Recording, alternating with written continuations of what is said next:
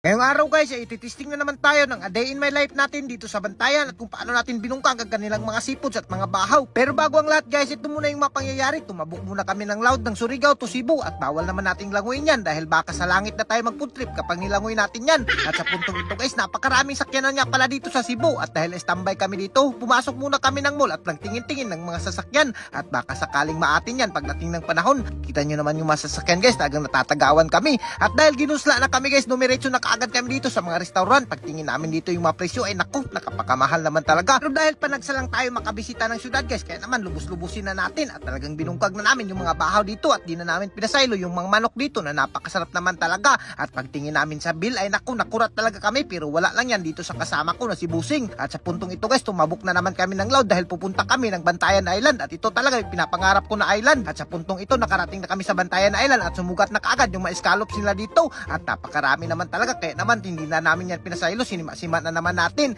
At sa puntong ito, nag-abang na nga pala kami ng motor dyan guys para may masuruy-suruyan kami at mahirap na kasi kapag bumaktas ka dito, napakalayo naman talaga. At sa puntong ito guys, napakaganda pa ng helmet namin dahil pink. At kung nakikita nyo guys, pinuntahan kaagad namin yung hotel na tutuloyan namin at siyempre natuog muna tayo at nagpahinga dahil napakalisod magbiyahe. At sa puntong ito guys, hindi ko na malaya na buntag na pala at medyo nahinaykan yung tulog natin. Ang masarap, pagtingin ko sa bintana ay medyo maliwanag na kaya naman niliguan ko na kaagad dahil napakarami daw Amerikana dito, impas talaga sa atin yan. At sa puntong ito guys, gumawas na nga kami at nagmotor-motor kami dito papuntang beach. Naku, napakaganda naman talaga ng beach kaya naman nakakalungkot na background music. Pasok! Makas na tayo, takasan na natin ang mundo.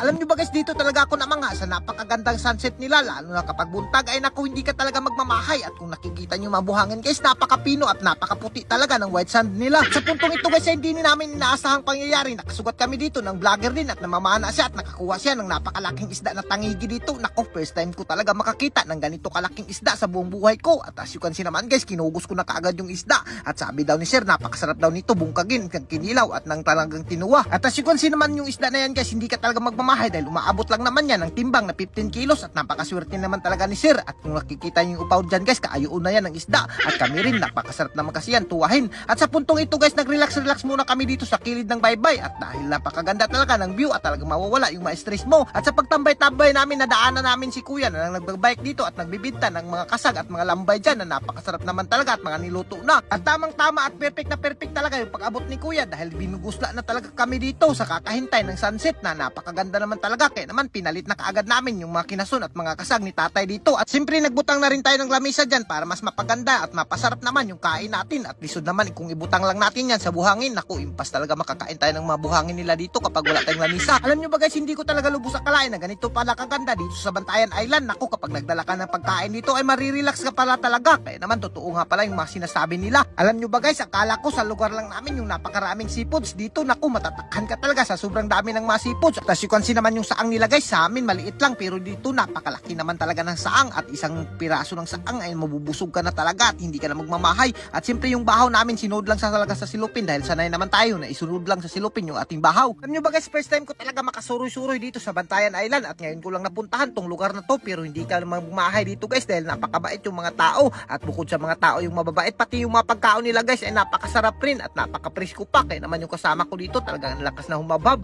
at iwan ko kung saan nilalagay yung mga pagkain niya dito. Kaya kayo guys, kung naghahanap kayo ng mapupuntahan na napakaganda naman talaga bukod sa Siargao ay dito kayo sa Bantayan Island, hindi rin kayo magmamahay. Kung nakikita nyo guys, nag-i-enjoy lang talaga ako dito. At sa susunod, isasama ko na naman si Ivy dito dahil talagang napakaganda dito kapag mag-couple kayo. Kaya ngayon, naglalaway na lang si Ivy sa kakapanood sa akin. At hanggang dito na lang ako guys. At kung giganahan ka sa mga video namin, huwag mo nang kalimutan i-like and i-share para mas marami pa tayong food trip. Thank you and God bless you all. Mabuhay kayong lahat dyan.